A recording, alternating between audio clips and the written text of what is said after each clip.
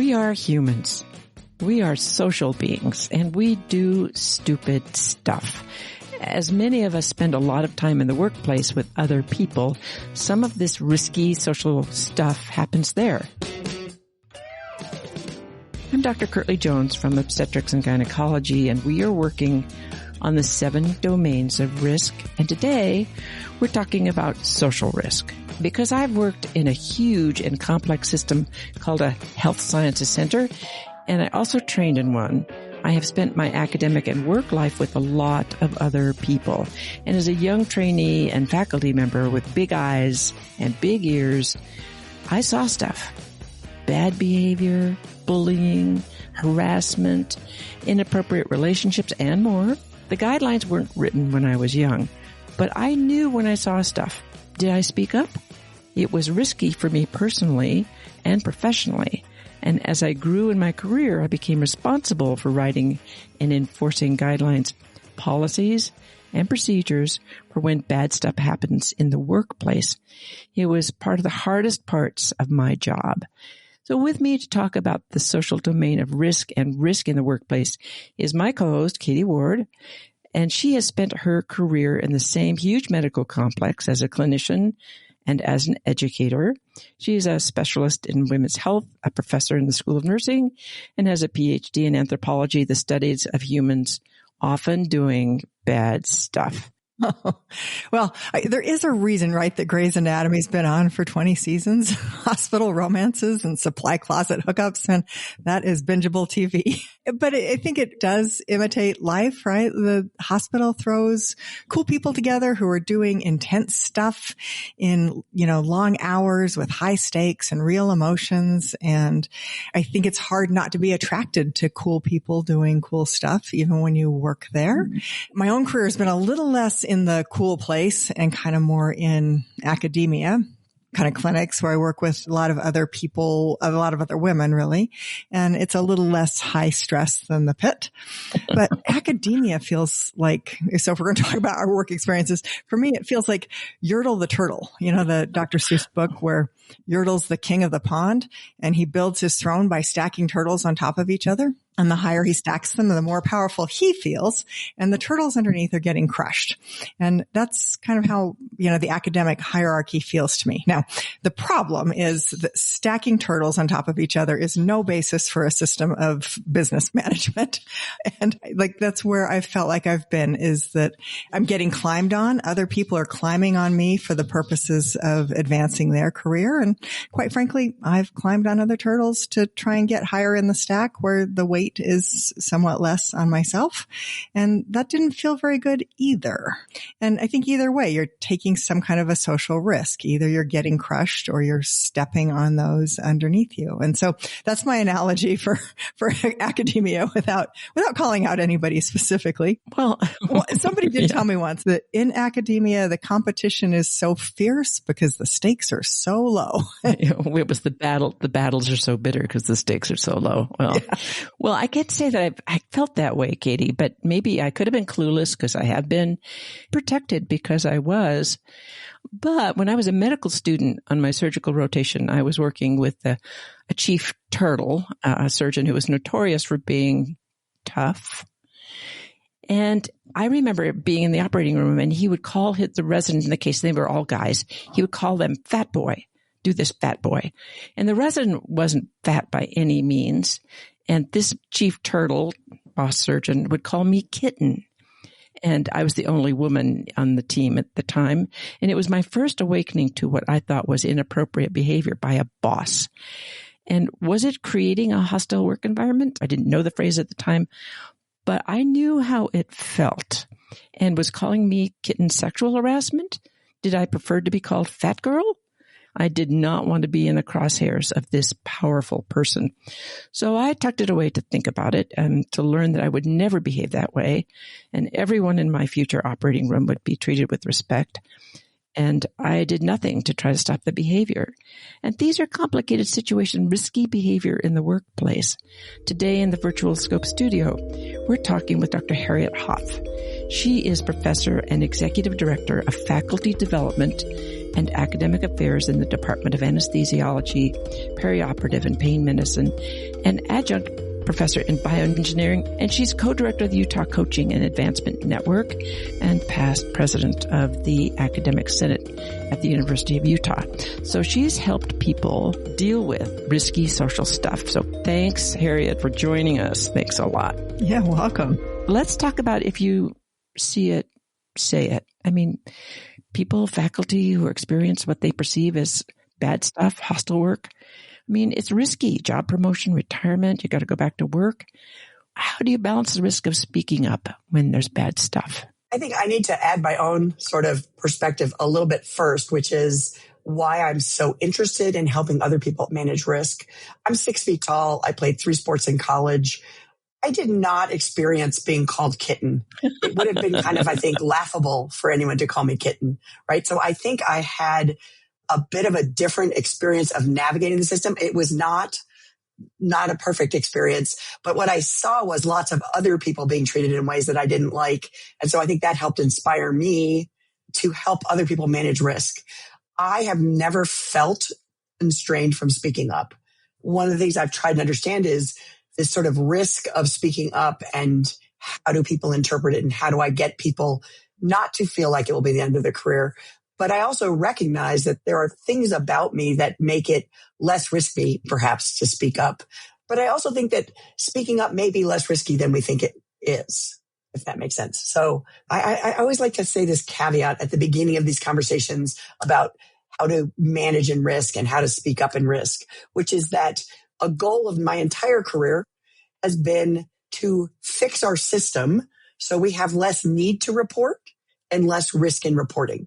I am sad to say we aren't there yet, although I see some advances, but I also see places where we aren't as far ahead as I want to. So I think what we're going to be talking about today are strategies, tactics, approaches to navigating the current system. And that's really valuable for mental well-being, for being successful. I do not want to suggest that learning how to navigate the system means it's okay for the system not to change. So I just want to kind of get that out there to begin with as a basis here that everything else I'm going to talk about is recognizing our imperfect system, but not saying the imperfect system is our best way to be. Yeah. I will say, I think there is value in taking risks, and you also have to be smart about taking risks, but there's value in taking risks in that we cannot change the system if people don't speak up. So I am a strong proponent for speaking up and also recognize that you have to assess the situation and it's not always safe to speak up, right? You have to choose when to speak up and how to speak up. You need to find allies. So let's sort of start big picture with what do you do in that moment when someone's calling you kitten, when I don't know, the turtles are, you are the bottom turtle. When I was the surgeon turtle. says to you, you're standing there with, this is my residency experience. I was a surgery resident at the time. And there's a woman medical student next to me. It's in the pediatric surgery OR late at night. We're both standing scrubbed, but not anywhere near seeing the procedure. And the surgeon says, well, why don't you broads come up here and hold retractors? And I think, I can't let the med student have to respond to that. So I went up and held retractors. And that was sort of an opportunity to protect someone. But let's get to speaking up. Here's what I say to people who come to me and say, hey, here's the thing. I don't want to speak up. I'm afraid what will happen to me. What I say is this bad thing has happened to you. Not speaking up is also risky. And I think that's the part of the equation that we often miss is, oh, it's too risky to speak up. Well, think about the risk of not speaking up. It's risky for your health and mental well-being because we know that even just with instability, not responding to it, not having it responded to really interferes with mental health. It's bad for your work. It's hard to work when you're just distracted by how upset you are, and it drives burnout. We think about our incorrect choice. It's not, oh, I'm going to take a risk and speak up, or I'm going to be risk-free and not speak up. Oh, yeah. It's which risk is better, speaking up or not speaking up? You know, we always think about the first thing I want to do is support people. Like, this sucks. I am so sorry. This is a horrible situation to be in. And I'm here to tell you that there's no way to make it not a horrible situation. You can speak up. You can not speak up. It will still be a horrible situation. But then what I think about is if no one speaks up, nothing ever changes. Exactly. I also think about the value of speaking up early to stop that cycle of devolving instability, right? Let's think about surgeon calls you kitten. Obviously, you don't say anything in that moment. You're a medical student. Or a resident, whatever you are. It's a horrible situation. You would like someone to stand up for you. I'm a big believer in bystander training. Wouldn't it have been great if somebody in the room had said, hey, I'm not sure it's a good idea to call someone kitten, or one of my favorite things, I'm sorry, I think I missed that. What did you say? Which is a great way to stop people in their tracks, right? You're not in conflict with them. You're just like, I'm sorry, what? And that gives them a moment to go, oh, maybe that wasn't really appropriate. And they often stop, right? So I sort of think about, we get to the bad level of discrimination and harassment and all kinds of bad things, but there's a lot of stuff that's starting at a lower level that if you're not good at managing that, it's impossible to manage the big things. And if you don't manage being called whatever or doing, some little things, then they tend to give permission for the bigger things. The perpetrator, let's say, the person who is behaving inappropriately, if they don't get pushed back on, then they can convince themselves there's nothing wrong with it. No big deal. It's no big deal, right? If you haven't learned how to speak up appropriately and you say to the surgeon, don't call me kitten, the surgeon's going to say, oh, you need to learn how to take a joke. You women are so sensitive. Smile more. Yeah, smile more, right? So that doesn't work. So I think this idea of, I'm sorry, what did you say? We'll also say you need to find your right moment, right? A group at Mayo Clinic came up with this very nice GRIT mnemonic, which is gather, restate, inquire, talk it out. So the gather part is someone just called me kitten. Sorry, Curtly, I hope it's okay if I'm using your kitten example. It's really making me mad. But someone just called me kitten. I'm going to take a deep breath. Am I safe in the moment to say something? How could I say it in the moment? What am I going to do next? And then there's this idea of restate. Okay, that's where I love I'm sorry, could you repeat that? I'm not sure I understood. And then inquire, sort of be curious, right? I live a lot in coaching. Exactly. It's a difficult one, right? And I don't think I would do it in the operating room while I'm taking care of a patient, or you might say something like, my name's Curtly. I know it's hard to remember, but mine's Curtly, something like that. But you might, later on try to go do that. There are data that somebody in a room where there's more than one person other than you says something to you that's inappropriate and no one says anything. That is where the harm comes, right? Not standing up for someone. What's even worse is if you then leave the room and that person, that bystander comes up to you and says, I'm so sorry, that was a horrible thing to have happen. Because then you know that they recognized it was bad and did nothing, right? So it's a complicated situation. You have to be careful. There's clearly risk. I will say, I know there's a lot of belief that, oh my gosh, if I go to the Office of Equal Opportunity, somehow that's all going to devolve badly on me. They have worked really hard to be trauma-informed care. They maintain confidentiality unless you give permission, right? There's lots of things they can do short of starting an investigation. And they are a place for institutional support. But institutions have all kinds of other types of support, ombuds offices, deans of students, faculty office, HR. I also think you need to train yourself to know policy and know how to support people in the moment or if they come to you for help. And then finally, think about the fears that keep you from speaking up may not reflect the reality of speaking up. And every time you choose not to speak up, your body learns that was real, that was fear that was justified. And so it makes it harder and harder to speak up. When you actually speak up, most of the time you will learn that your fear was overestimated. If you learn to speak up well, hopefully it won't reverberate on you. I mean, yelling at someone is rarely a successful way of dealing with this. And so one of these I would just advocate for is recognize, I find it's helpful to me to remember that not speaking up is also risky, right? Like that way you're weighing risks.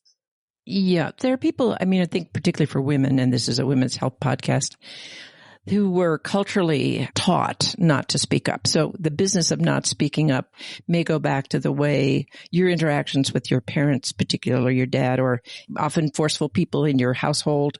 Yeah. So it can be not speaking up can be both a cultural. There are cultures where women don't speak up. going to go back to the pit for just a sec because everybody's watching it. There's so many examples of risky behavior, interactions that really aren't appropriate, and people from different cultural backgrounds and how they manage it or don't manage it. Well, Harriet, you and I and Katie work in this huge workplace. Over 20,000 people work at the University of Utah Health Sciences. And there are coaches and there are policies and procedures and there are ways to help people negotiate boundaries. But I think what you brought up is that there are online resources and books about how to speak up for people who work, let's say, the intense business of a restaurant, where behind the front and the back, where the kitchen, there can be bullies. Chefs can be bullies, and notoriously. And so there are online options and books to help you speak up if you're not in a place that has Harry's office, like she'll speak up for you. Well, I want to move to intimate relationships in the workplace, just briefly. Can I add one more really bad source of harm, which is customers? There, having a manager who supports you is crucially important. Yeah. I don't know if I like to think of my patients as customers, but in some way they are. But the Association of American Medical Colleges, a couple of years ago, they do an annual survey and they added in some questions about whether you'd seen sexual harassment in the breadth of the meanings. So from microaggressions, it turns out it's pervasive that people report that they have seen it or experienced in the last 12 months. 50% of women and 25% of men said that they had experienced or seen sexual harassment. What are the sources of this sexual harassment? Other physicians, followed closely by nurses, followed closely by patients. I think that's not unlike working in a service industry where everybody can be mean to each other. And so, yeah, it's a problem. I think at the University Hospital, I've been a patient and I've been in clinics. When I think about who are the best, it's often the people cleaning my room. There's also an association between power, which we have more of than someone who's cleaning the room, and misbehavior. Oh, wow. Becoming in charge of something basically drives bad behavior almost. That's not the servant leader. That's not the way. That's not being a servant leader as far as I'm concerned. I often have great days in the operating room where everybody is working together and it's all a team. And then there's some days where I'm just like, are you kidding me? Well, I was going to talk about intimate relationships, but I just want to talk about relationships. And Katie, you had some interesting things to say about harassment or things that get overlooked in relationships in the workplace. Yeah. There are, besides, like the intimate relationships, the supply closet hookups, like those get a lot of attention, and I hear they happen. That is not a reality I'm familiar with. But one thing that I can't talk about that I think happens in lots of groups is just more the in-group, out-group dynamic. And so you have like these close-knit healthcare teams, and they can be really tight-knit.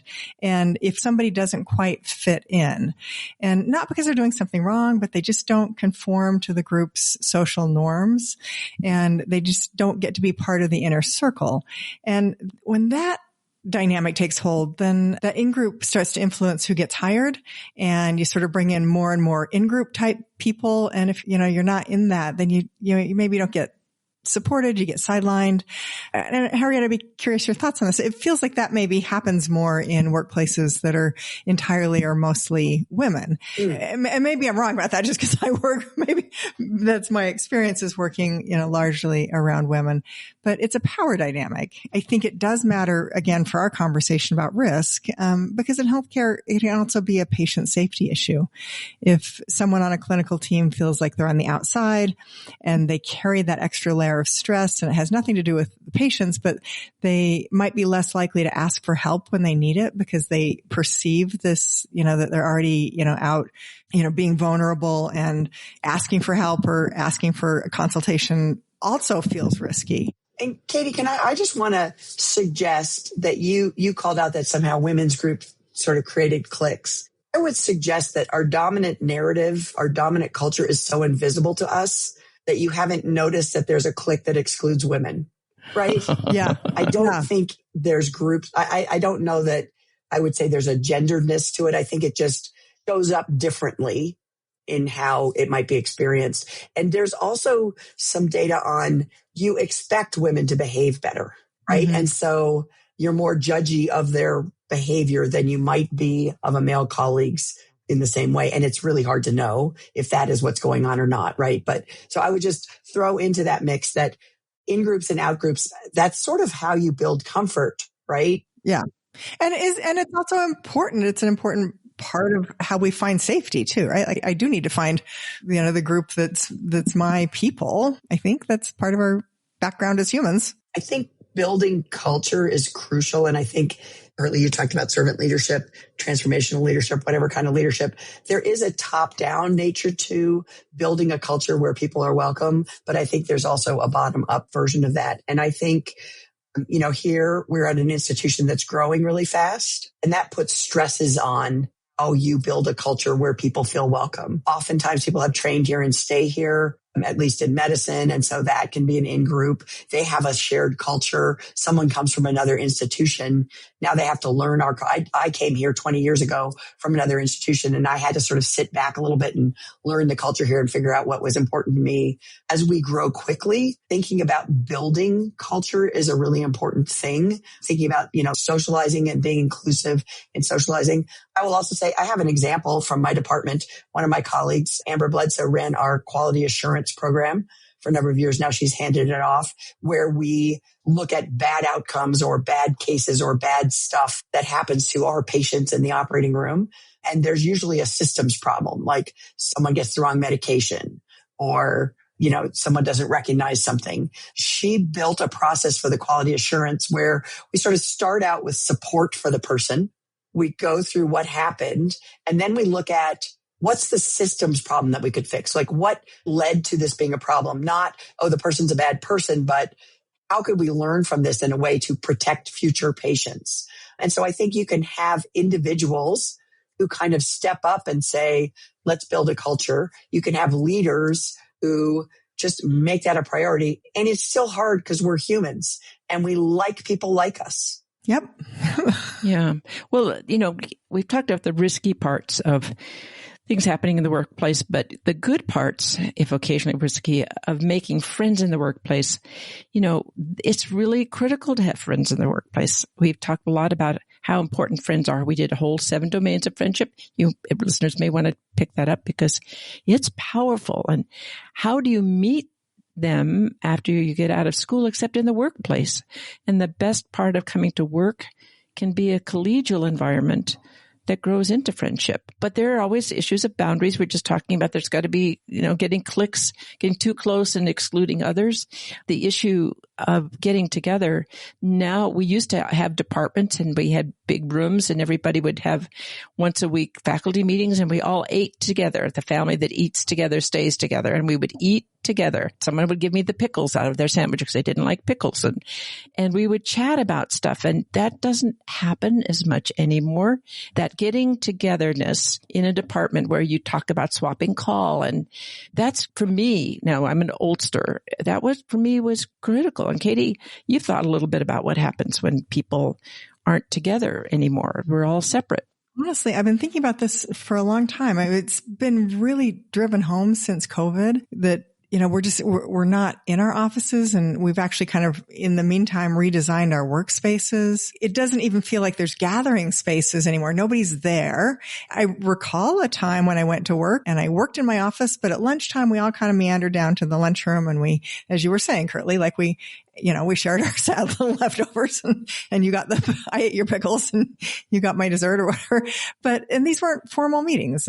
But that was sometimes where our best ideas came from. Now I feel like post-COVID, we've learned to work from home and I enjoy that, but I can go weeks. And even if I go in my building, the way my building's designed, I can not see another human being the whole time. I go in, I ride the elevator, I sit in my office, and there might be other people working in my building, but nobody eats lunch in a common room anymore. And we don't have that space. I mean, I think there are, in spite of that, I would say after 30 years, like most of my friends are people that are either the people I work with or people I've met through the people I work with. So there's this other little risk that I was thinking about that is when I do talk about the stresses in my life and the things going on that I am asking people to wear two hats. I'm asking them to wear the "you're my friend" hat, and we're talking about this thing and it's connected to my work, and there are boundaries around HIPAA that I can't talk about patients, but maybe less boundaries about leadership frustrations or something. But I'm going to ask somebody who works with me to hold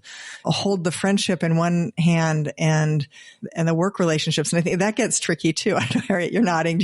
Well, so I will say first, the not in person thing, I think that is really a challenge. And I remember when I went the first time my professional society was back in person, I think it's very comfortable not to be in person, right? I am in my work office today. I just want you to know, but we get comfortable not being in person. And I was like, oh, I'm going to go to this meeting because I have to go because I've got a thing, but I don't really need to go. Like, why can't we just do it all virtual? And then when I got to the meeting and I walk into the convention center and I'm running into all my friends from all the other institutions, and I was like, oh, being in person is different.